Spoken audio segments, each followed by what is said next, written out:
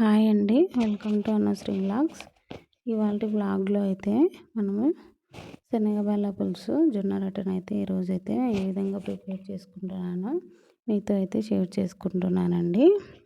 Andhra special అండి ఇది. చాలా రుచిగా ఆరోగ్యకరంగా అయితే ఉంటుందండి ఈ రెసిపీ. జొన్న రొట్టె ప్లస్ శనగబాల పులుసు.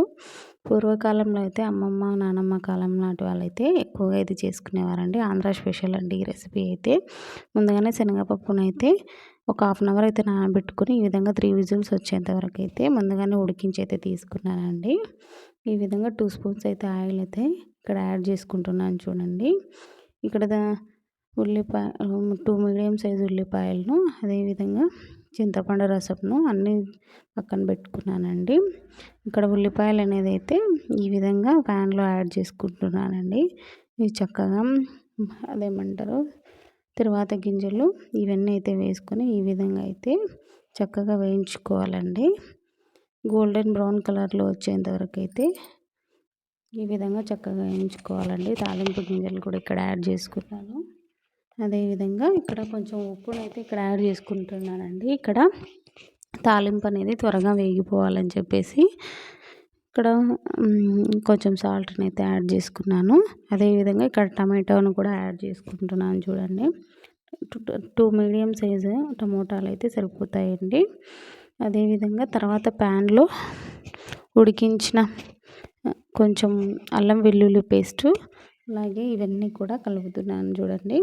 ఈ విధంగా 3 విజిల్స్ వచ్చేంత వరకు శనగపప్పును అయితే ముందుగానే ఉడికించి అయితే పక్కన పెట్టుకున్నానండి. ఈ విధంగా ఈ ఉడికించిన శనగపప్పుకు ఆ తాలింపును అన్నీ వేసి చక్కగా అయితే కలుపుకోవాలండి. ఈ విధంగా మనము 2 నిమ్మకాయ సైజ్ అంత చింతపండు రసంను కూడా ఇక్కడ యాడ్ చేసుకోవాలి. తగినంత ఉప్పు, కారము, అదే కాస్త ధనియాల పొడి, కొంచెం బెల్లము అన్నీ ఈ విధంగా అయితే చక్కగా వేసి మళ్ళీ ఒక విజిల్ వచ్చేంత వరకు అయితే ఇక్కడ చేసుకోవాలండి. ఈ విధంగా శనగబెల్ల పులుసు అయితే ఆంధ్ర స్పెషల్ అయితే ఇదండి. చాలా రుచిగా టేస్టీగా అయితే ఉంటుందండి. ఒకసారి మీరు కూడా ట్రై చేయండి. ఈ రెసిపీ ఎలా వచ్చిందనేది అయితే తప్పకుండా నాకైతే కామెంట్ రూపంలో అయితే కామెంట్ చేయండి. అలాగే ఏ విధంగా జొన్న రొట్టెని అయితే ప్రిపేర్ చేసుకుంటున్నానండి మీకు అందరికీ తెలిసి ఉంటుందిలేండి, కానీ మీతో షేర్ చేసుకోవాలనిపించింది కాబట్టి నేను ఈ విధంగా అయితే జొన్న రొట్టెని ఈ విధంగా అయితే ప్రిపేర్ చేసుకుంటున్నాను. కొంచెం హాట్ వాటర్ అయితే మనం కలుపుకున్నామంటే జొన్న రొట్టె అయితే విరగకుండా ఈ విధంగా అయితే వస్తుందండి. నేను 2 టైప్స్ ఆఫ్ జొన్న రొట్టెని అయితే తయారు చేస్తాను. ఇట్లా క్లాత్ మీదైనా ఇలాగైనా చేసుకోవచ్చు, లేదంటే మనము కొంచెం పిండి అయితే చపాతీ కింద వేసుకొని అలా చేసుకుంటాం కదా, అలాగైనా చేసుకోవచ్చు. నేను 2 టైప్స్లో అయితే చేస్తాను.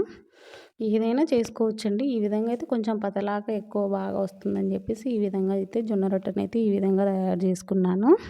చాలా సింపుల్గా ఉంటాయండి, కానీ రుచి మాత్రం డబుల్ స్పెషల్గా అయితే ఉంటుందండి. ఈ సింపుల్ యట్ టేస్టీ రెసిపీ అయితే మీకు నచ్చిందా? ఒక లైక్ అయితే కొట్టండి. మీ ఫ్రెండ్స్తో కూడా షేర్ చేయండి. ఇంకా ఇలాంటి విలేజ్ స్పెషల్ రెసిపీస్ కోసము మా అనుశ్రీ వ్లాగ్స్ని అయితే సబ్స్క్రైబ్ చేయండి. వెంటనే మరో ఇంట్రెస్టింగ్ వీడియోతో అయితే మళ్ళీ మీ వీడియోలో కలుద్దాము. ఈ రెసిపీ ఎలాగొచ్చిందనేది తప్పకుండా కామెంట్ చేయండి. బాయ్ మరి.